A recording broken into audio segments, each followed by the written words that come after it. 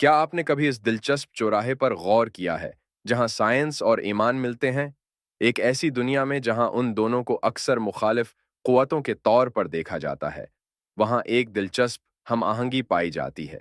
इस्लाम की मुक़द्दस किताब कुरान सिर्फ रूहानी रहनुमा नहीं है, बल्कि साइंसी बसीरत का ऐसा खजाना है जिसने अहल इल्म और मुहक्किकीन को हैरान कर दिया है।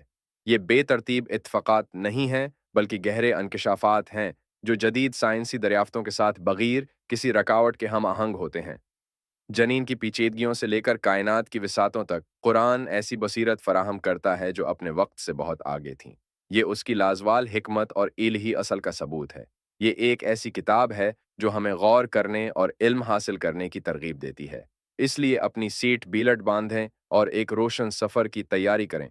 जैसा कि हम इस तकाता के क़ल्ब में दाखिल होते हैं, हमारे साथ शामिल होते हैं जब हम कुरान की आयत में शामिल कुछ इंतहाई हैरान कुन साइंसी माजिज़ात से पर्दा उठाते हैं। आइए कुरान के साइंसी माजिज़ात की गहराइयों में झांकते हैं।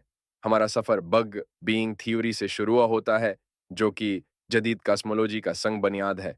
कुरान मजीद सूरह अल-अनबिया की आयत नंबर 30 में फरमाता है कि क्या काफिर ये नहीं देखते कि आसमान और ज़मीन उससे पहले कि हमने उनको आपस में मिला दिया था। 1400 साल पहले नाजिल होने वाली ये आयत हैरत अंगेज तौर पर कायनात की पैदाइश के साइंसी तसव्वुर से मुताबकत रखती है, एक लामहदूद कसाफ्त और दर्जा हरारत के नुक्ता से। अगला हमारे पास एम्ब्रियोलॉजी का माजजा है।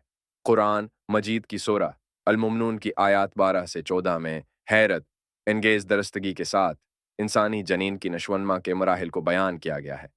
इसमें इंसान की तख्लीक का तज़किरा नतफ़ा से किया गया है, एक अरबी इस्तिलाह है जो माया की एक छोटी सी मिकदार का हवाला देती है, जिसे अक्सर नतफ़ा के क़तरे के तौर पर तर्जुमा किया जाता है।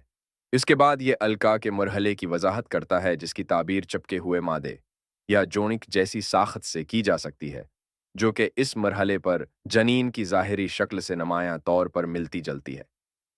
बयान करदा आखिरी मरहला मोगा का मरहला है, जिसका तर्जुमा चबाए हुए मादे में होता है, जो कि जनीन के पछले हिस्से में मौजूद सोमाइट्स को दुरुस्त तरीके से ज़ाहिर करता है, जो किसी हद तक चबाए हुए मादे में दांतों के निशानात से मुशाबहत रखते हैं।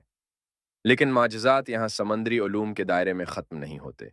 तरानतन कुरान ने सूरह अल फुरक़ान आयत नंबर में एक ऐसे वाक़या को बयान किया है, जो जदीद टेक्नोलॉजी की आमद तक एक मामा बना हुआ था। आयत में कहा गया है कि इसी ने बहते हुए पानी के दो जिस्मों को आज़ाद किया है, एक लजीज और मीठा और दूसरा खारा और कड़वा। फिर भी उसने उनके दरमियान एक रकावट बना दी है, एक ऐसी तक़सीम जिसका गुजरना हराम है।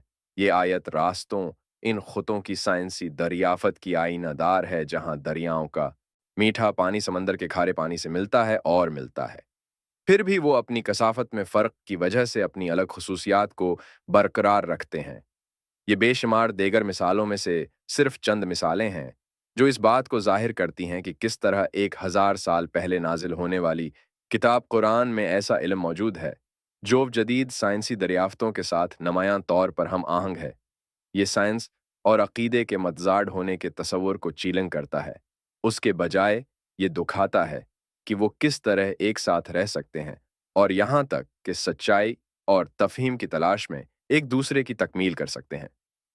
सदियों पहले नाजिल होने वाली ये आयात हैरत इंगेज तौर पर जदीद साइंसी दरियाफ्तों के साथ मुताबकत रखती हैं, जो साइंस और ईमान के मतज़ाद होने के तसव्वुर को चीलन करती हैं।